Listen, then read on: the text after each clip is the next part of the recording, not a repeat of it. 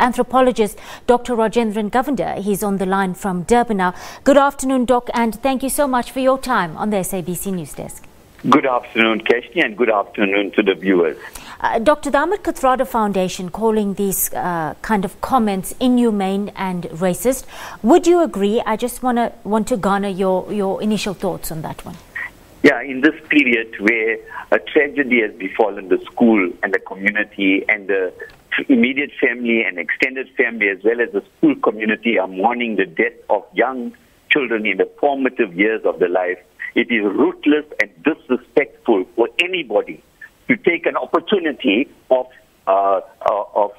using this as a platform to make racist comments of this nature. It is so unfortunate and it is so unbecoming of anybody at this point in time when we should be lending support at this very, very traumatic time in the lives of these people.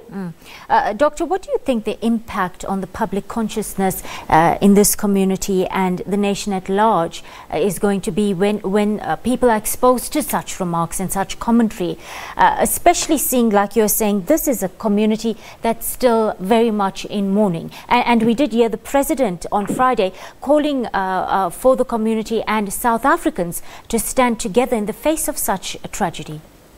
As a South African society, we are all part of the human race.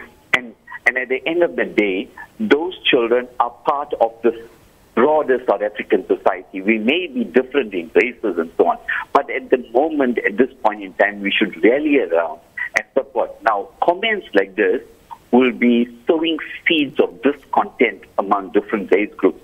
And in this time and age, in a democratic dispensation like South Africa, this is not on. People should not use an incident of this nature to score points or to garner support for the elections or any other, event. So I think, political leaders should rally around and help and try to, prevent such unbecoming comments because it does not help in forging a socially cohesive South Africa. So much is being done in this country to bring about social cohesion and nation building. But comments like this and racism in this type of form will not help South Africa as we are moving forward. Doctor, just on that note, there are cases of racism where coloured, black and Indian people are often victims or targets.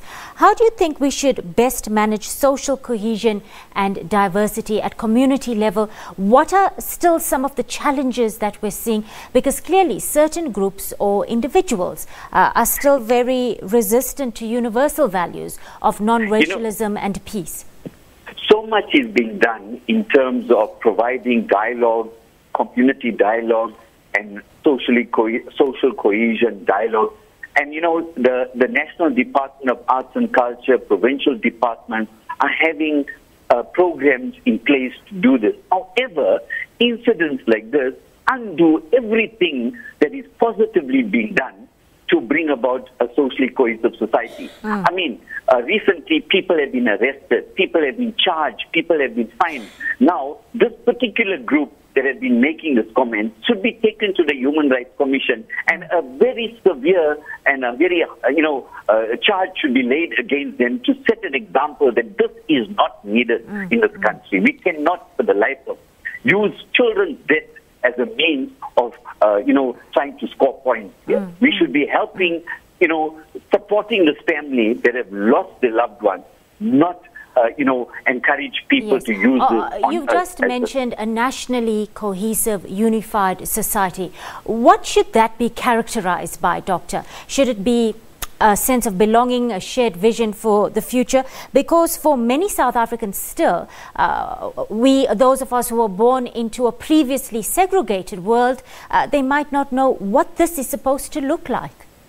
Yes, the younger generation and these victims are part of the younger generation where they have been born free, where they have been born in a democratic dispensation.